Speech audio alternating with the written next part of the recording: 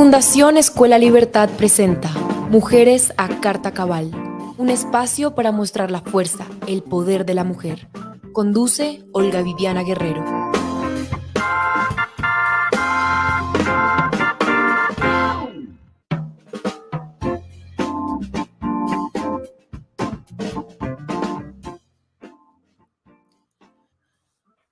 Hola, queridos seguidores de Mujeres a Carta Cabal. Yo celebro que cada día somos más en esta comunidad y quiero contarles que no solo somos mujeres, también nos siguen hombres interesados en nuestras historias, nuestros desafíos y nuestras victorias. Los invito a que compartan nuestros enlaces con sus familiares, amigos y conocidos. Yo soy Olga Viviana Guerrero y les prometo que disfrutaremos enormemente este capítulo. Todos los seres humanos tenemos un lenguaje corporal específico que aprendemos, que se llama lenguaje corporal aprendido, y lo aprendemos de los 0 a los 6 años por imitación. ¿Qué me dice? Que eso fue lo que ella aprendió en su casa. Por el momento solamente eso. Ahora, ¿qué llama la atención? Más que cualquier cosa, sus pies. Fíjese que los pies van hacia adentro. Cuando las personas ponen los pies hacia adentro, más que la postura esta de la que creo que usted está hablando, que también es importante, por supuesto, los pies hacia adentro me dan un mensaje inconsciente de no te me acerques. No quiero hacer empatía. Y de hecho, toda la entrevista tiene un sello y es, no quiero ser empática. Yo me alejo de ti, se aleja de Vicky, empatía cero. Y sus pies, los pies son lo que primero hablan en el ser humano. Bueno, nuestra invitada hoy es Rita Karanauskas. Ella estaba hablando en una entrevista con Revista Semana, con Vicky Dávila, y habrán oído hablar de ella en otras ocasiones sobre el lenguaje no verbal y su análisis de personalidades de otras personalidades de nuestro país. Ella es experta en lectura y análisis del lenguaje verbal y no verbal, y es especializada en detección de mentiras y engaños a través del comportamiento corporal y facial. Y esto, señores y señoras, es una ciencia. Ella se ha formado con instructores que pertenecen al Servicio de Alguaciles de Estados Unidos y tiene amplios conocimientos que perfeccionó en la Academia de Paul Ekman, conocido por su enfoque de microexpresiones faciales y psicología emocional. Además, ha escrito varios libros, uno que se llama Casa Mentiras y el otro se llama No te atrevas a mentirme. ¿Quién de nosotros no quisiera saber cuándo le mienten? Aquí se las presento, aquí se las tengo a Rita Karanauskas. Buenas noches, Rita. Hola Gilla, ¿qué hay? ¿Cómo estás? Qué bueno estar nuevamente contigo. Sí, bienvenida a nuestro programa. Esta vez estamos en un programa de mujeres que ven hombres, como te contaba. Primera pregunta para empezar. ¿Usted por qué le dio por ponerse de experta de casamentiras? Es que no me dio, fue como el universo me hizo que me diera. Nunca, yo no sabía que esto existía. Ajá. Esto me sucedió. Yo creo que a veces la vida a uno le va mostrando unos caminos bien extraños. Cuando yo me especialicé en asesoría de imagen, me especialicé en los Estados Unidos, llegué a Colombia a dar clase en la universidad. Y yo estaba hablando en asesoría de imagen algo de los hombros. Yo no sabía nada de detección de mentiras. Y una alumna levantó la mano y me preguntó, Doc, y yo como tú, ya que estás hablando de lenguaje corporal, ¿yo cómo sé si hay lenguaje corporal de verdad o de mentira? Así de fácil fue la pregunta, pero yo quedé como, no sé, yo te averiguo y mañana te digo. Y eso pasó, entré inmediatamente al internet en mi casa a buscar lo que ella me había preguntado y vi que eso era todo el mundo, ¿sabes? Y quedé fascinada. Y empecé a estudiar, me retiré de todo y duré 4 años estudiando. Entonces, sumida en el conocimiento, yo quisiera preguntarle quién es Paul Ekman, que es el fundador de uno de los lugares donde usted se especializó en esto, porque Paul Ekman tiene una historia y es el que descubrió, ¿qué fue lo que descubrió que lo hizo tan famoso? Paul Ekman es el referente mundial de cómo las emociones activan músculos faciales.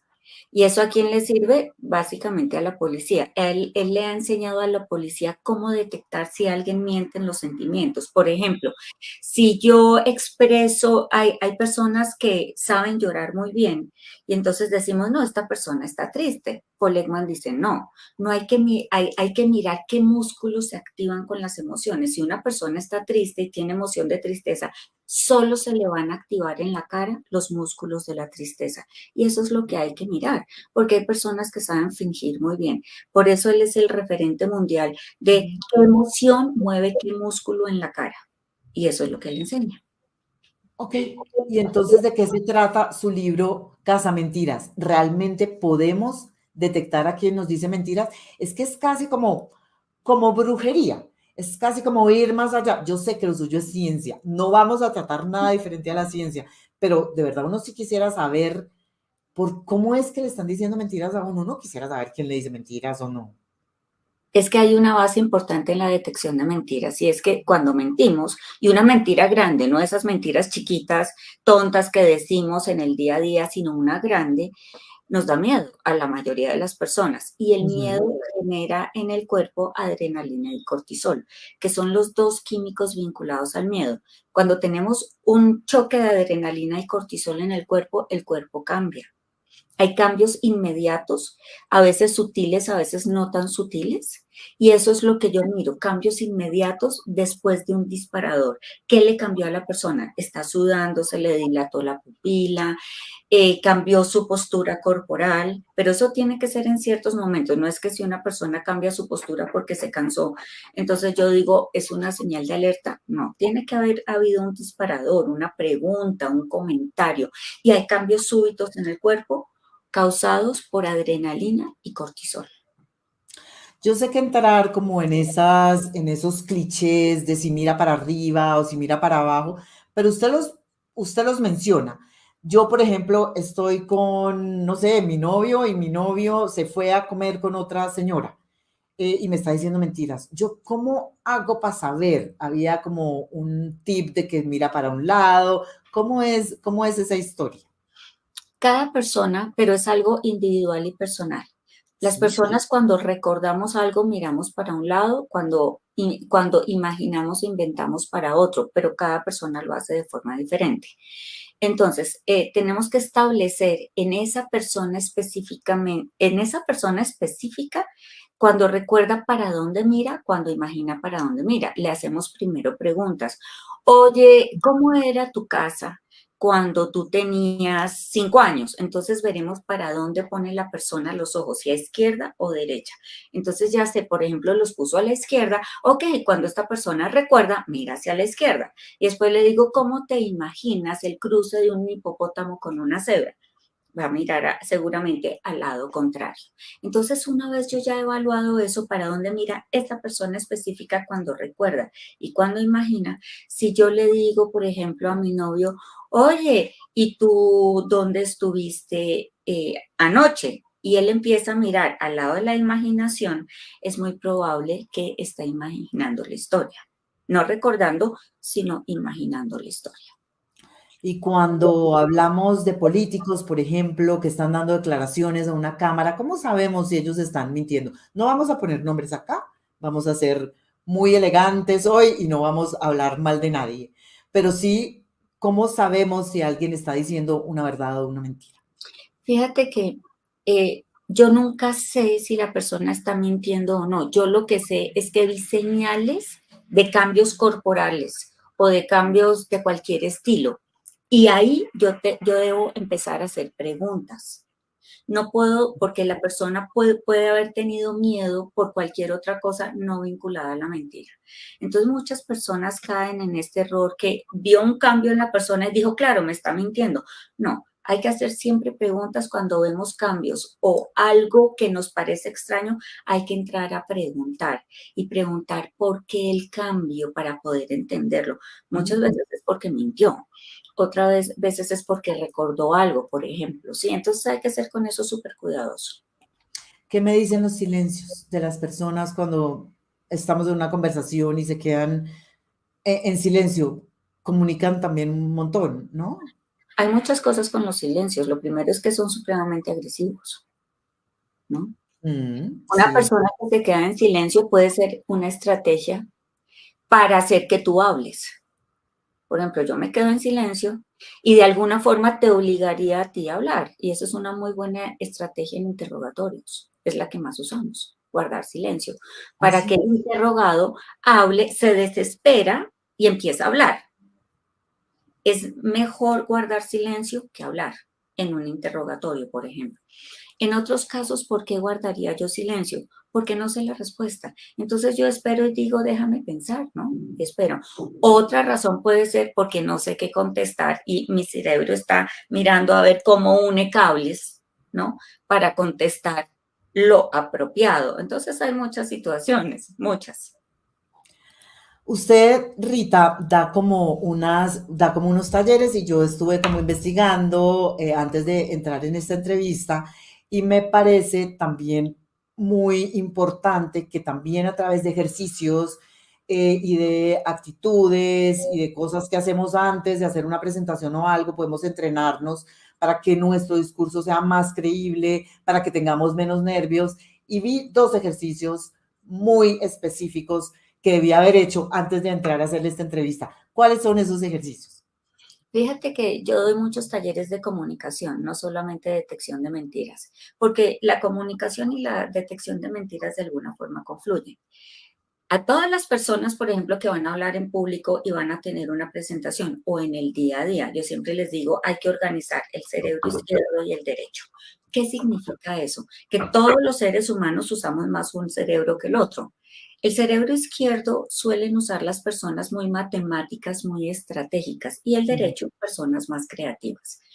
Para ser comunicadores fluidos, de alguna forma, los dos hemisferios cerebrales deben estar en equilibrio.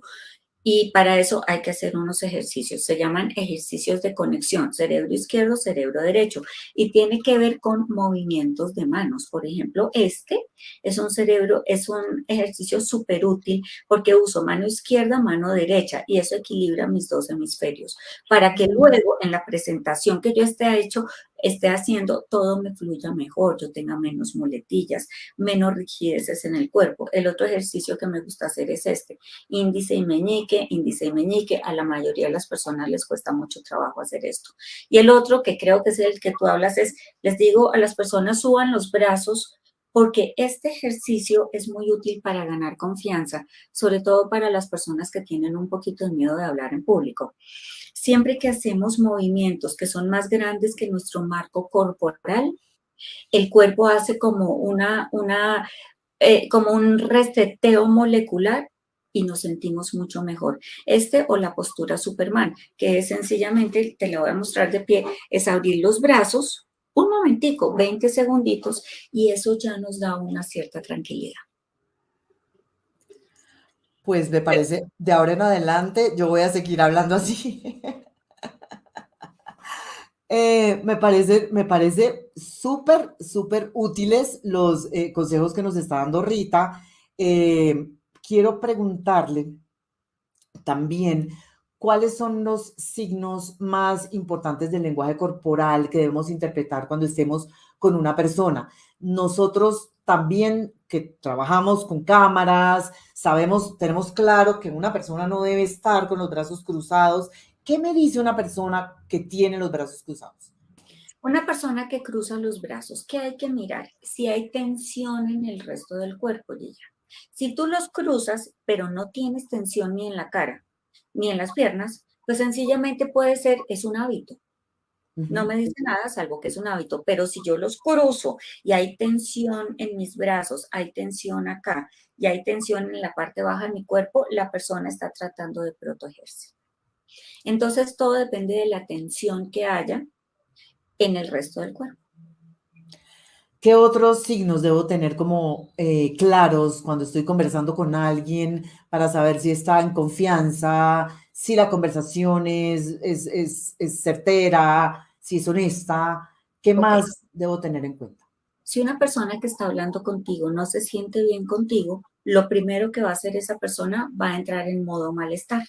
El modo malestar va a dejar caer los hombros, seguramente va a cerrar la parte media del cuerpo de esta forma y baja los ojos. En todo el universo se llama la postura del malestar. Todas las personas que estamos en malestar, que nos sentimos amenazados, no estamos cómodos, tomamos esa postura de forma automática.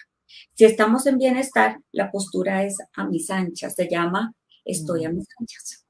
Y abrimos esta zona, pero no es porque lo pensemos, sino porque el cerebro lo hace automáticamente. Siempre que estamos a nuestras anchas, el cuerpo dice, ay, me gusta. Y hay cambios moleculares, están corriendo por mi cuerpo dopamina, serotonina, oxitocina, que se llaman los químicos del bienestar. Y esos hacen que yo tome esta postura de forma natural. Y los ojos generalmente no caen, sino quedan a nivel del, más o menos del piso. Miras como más a lo lejos. Significa, me siento bien. El cuerpo nunca miente, Gilla.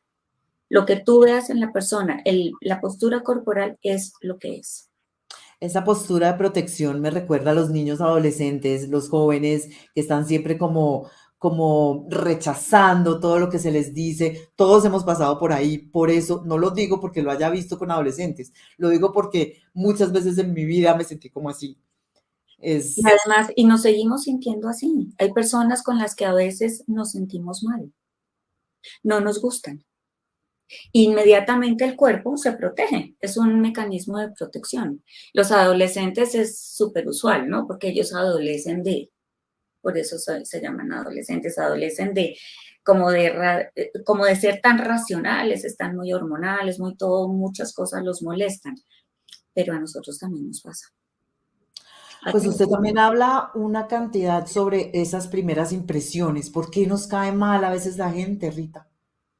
No sabemos por qué. Sí, hay una parte del cerebro que se llama el cerebro límbico, queda de acá a acá. En este cerebro funcionan las emociones del ser humano. Significa, hay dos partecitas detrás de la nariz que están generando químicos en nuestro cuerpo permanentemente. Químicos de malestar, que se llaman cortisol y adrenalina, o de bienestar, que se llaman serotonina, oxitocina y dopamina. Acá, en esta zona cerebral. Y esta zona cerebral es la encargada de escanear todo lo que hay alrededor buscando amenazas. ¿Me estás amenazando o no? Porque hay personas que a veces nos caen mal así de una, porque en su imagen generalmente tienen algo que nosotros sentimos amenazador. Te voy a decir, por ejemplo, que se tapan la cabeza. Las personas con la cabeza tapada, si no las conocemos, con una cachucha, por ejemplo, o esos camibusos que se ponen, ponte esta imagen en la cabeza, un camibuzo, unas gafas oscuras, una barba, unas zonas del suéter tapadas, todo esto tapado, las manos invisibles. Tú ves una persona así en la calle y te cruzas de andén sí o sí. ¿Por qué? Porque el cerebro la ve, la lee y dice, yo no entiendo qué es esta persona, todo está tapado y eso me causa mucha angustia. Sí. Inmediatamente, que me caiga alguien mal significa me estás causando mucha angustia porque hay algo en ti que es amenazante. Es eso lo que significa me caes mal.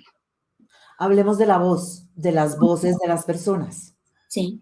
¿Cómo hacemos para detectar si de verdad es real la amenaza que percibimos a través de la voz o si es sencillamente algo que tiene que ver con nuestra percepción o nuestro aprendizaje de unas voces que son amenazantes y no deben serlo?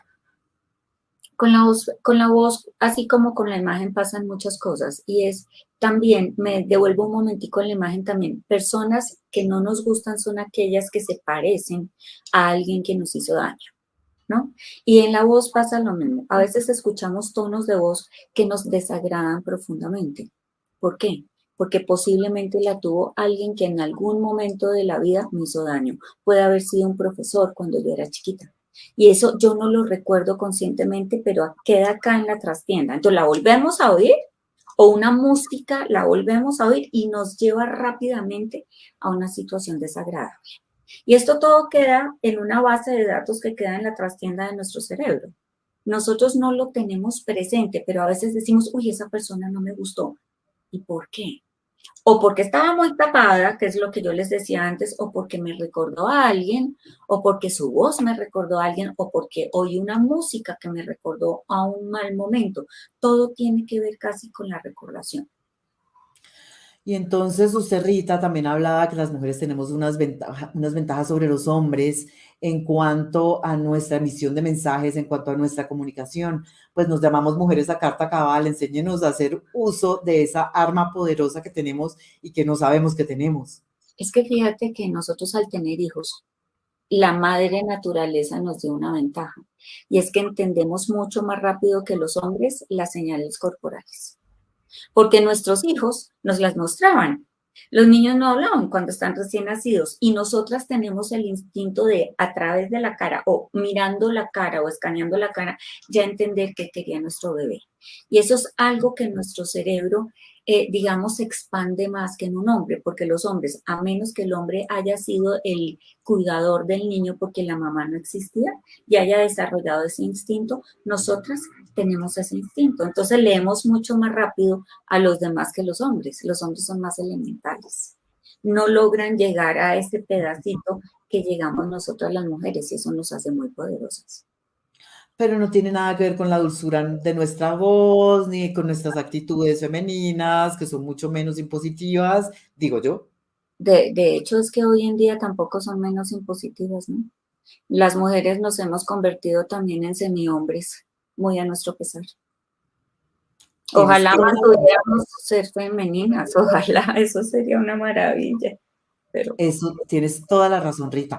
Rita, y entonces hablando un poco del storytelling y de los discursos políticos que usted se ha dedicado a estudiar, ¿qué nos puede contar sobre eso? A ver si aprendemos a analizar como usted, o pues una cuarta parte de lo que usted analiza para entender bien cuando nos hablan los políticos en sus discursos, a través no solamente de lo que dicen las palabras, porque tenemos clarísimo que lo último que se nos queda en la cabeza son las palabras, se nos quedan sí. las emociones que transmiten, el lugar donde están. Cuéntenos un poco de eso, a ver si nos entrenamos. Fíjate que hace muchos años se hablaba de, hacen unas presentaciones, unas intervenciones, esa es la palabra que usaban las personas. Hoy en día hablamos ya no de presentaciones, sino del storytelling. Nosotros hoy en día queremos todos hacer un storytelling. ¿Por qué? Porque se vio a partir de estudios de psiquiatras y psicólogos que a los seres humanos nos encantan las historias, porque de chiquitos a todos nos leyeron La Cenicienta, Blancanieves, bueno, todas estas fábulas que nos decían de chiquitos.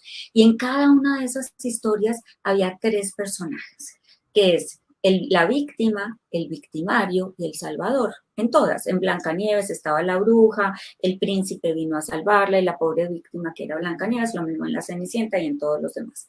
Entonces se vio que cuando nosotros hacemos un storytelling, lo que antes era una presentación, siempre debemos buscar esos tres personajes, porque eso es lo que hace una historia interesante. A nivel político también es así. En todos los países los presidentes buscan en sus discursos hacer un storytelling. Generalmente ellos son los salvadores. ¿Quién es la víctima? Pues a quien le pusieron la pata encima. ¿Y quién es el victimario? Depende del país, ¿no? Víctima y victimario dependen mucho del país, pero el presidente suele ser el salvador. Pues Rita, y además, entonces yo quisiera preguntarle que nos dé un consejo sobre la próxima vez que vayamos a hablar en público, cómo hacer de verdad para que nuestros gestos vayan acordes con nuestras palabras y de verdad nuestro mensaje sea transmitido de la manera adecuada, porque también le he oído decir a usted muchas veces que que uno desconfía más de una persona que esos gestos no concuerdan, las palabras no concuerdan con los gestos, con el movimiento de manos y eso. ¿Cómo hacemos para que todo esté alineado? Bueno, fíjate que nosotros aprendemos lenguaje corporal de los 0 a los 7 años y lo aprendemos en casa de nuestros cuidadores imitándolos. Eso se llama lenguaje corporal de casa. ¿Quién lo entiende? Solamente las personas de tu casa entienden ese lenguaje corporal. Por eso debemos entrenarnos en lo que se llama el lenguaje corporal universal, que son gestos entendidos por todo el universo, sobre todo el occidental. Entonces, un tip muy importante en el lenguaje corporal universal, que muchas personas hacen al revés. Muchas personas aprendieron en casa a decir sí con las palabras y no con la cabeza. Entonces dicen, ay, estoy feliz de conocerte, qué público tan bonito. Eso es un grave error porque son mensajes contradictorios. ¿Por qué lo aprendemos así? Porque muchas veces en casa nuestra mamá coge a los hijos en los brazos y le dice, qué niño tan bonito, y niega con la cabeza lo que afirma con las palabras. Y en nosotros los niños aprendemos eso, y eso está muy mal. Entonces salimos al público a negar con la cabeza lo que afirmamos con las palabras. Ojo con eso. Siempre que afirmemos algo, la cabeza tiene que tener este movimiento y se acompaña con las manos. Ese es el error que cometen muchísimas personas, que al decir sí, mueven la cabeza en un no. Error. Al decir sí, deben mover la cabeza en un sí. Y entrenarse en eso por lo menos 30 días seguidos.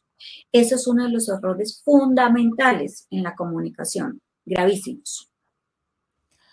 Pues yo muy contenta, ¿verdad?, de tenerla aquí en este programa, Rita. Yo la invito a que volvamos a hablar de otros temas o de los mismos, pero ampliando muchísimo más la información, siempre nos trae como temas nuevos, nuevos conocimientos, cosas que tienen que ver con nuestro día a día y que no sabemos manejar. Entonces, yo de verdad le doy muchas las gracias. Yo la voy a invitar a que le demos un taller a nuestras seguidoras para que aprendamos no solamente a hablar, sino a tener confianza en nosotras mismas, a poder como hablar en público y a poder enviar el mensaje que toca y además hacer unos análisis de esos que usted hace tan buenos como el que nos dio como el ejemplo que pusimos cuando empezó este programa de los pies torcidos de la vicepresidenta Francia Márquez. Yo les doy las gracias por haber estado con nosotros esta noche, a todos nuestros seguidores, a Quique, muchas gracias por hacer la producción de este programa, y a Rita, más que nada en el mundo, por compartir con nosotros sus conocimientos.